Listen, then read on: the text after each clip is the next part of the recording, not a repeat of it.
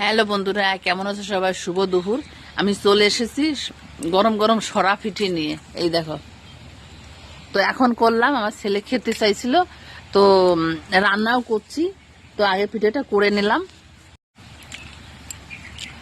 কার কার লঙ্কা দিয়ে ধনেপাতা দিয়ে সরা পিঠে ভালো লাগে বলো? দেখো কি সেই স্বাদ, না খেলে বুঝবে না। তাই তো তোমাদের দেখিয়ে দেখিয়ে খাচ্ছি।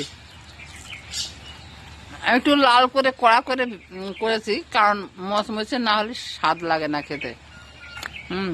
তো আমি রান্না করতে করতে আমি খেয়েও নিচ্ছি। লঙ্কা ঠান্ডা হয়ে গেলে ভালো লাগবে না, ওই জন্য। ছেলেরা খেয়ে চলে গেছে। তোমাদের সঙ্গে কথা বলতে বলতে গলায় আটকে যাচ্ছে। কেউ যেন আবার অভিশাপ দিয়ে না আমাকে, ঠিক আছে? খাচ্ছি তোমাদের না দিয়ে। আমার বাড়ি আসলে পরে প্রত্যেককে সরা পিঠে করে খাবো, ধনে পাতা দিয়ে, কাঁচা লঙ্কা ঝাল কড়া করে দিয়ে। সেই স্বাদ কিছু লাগে না এর সঙ্গে। আর যদি ধনে পাতা একটু চাটনি করা যেত তো আরো স্বাদ লাগতো।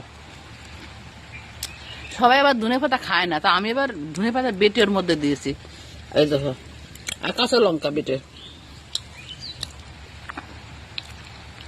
তো বাই, সবাই ভালো থেকো।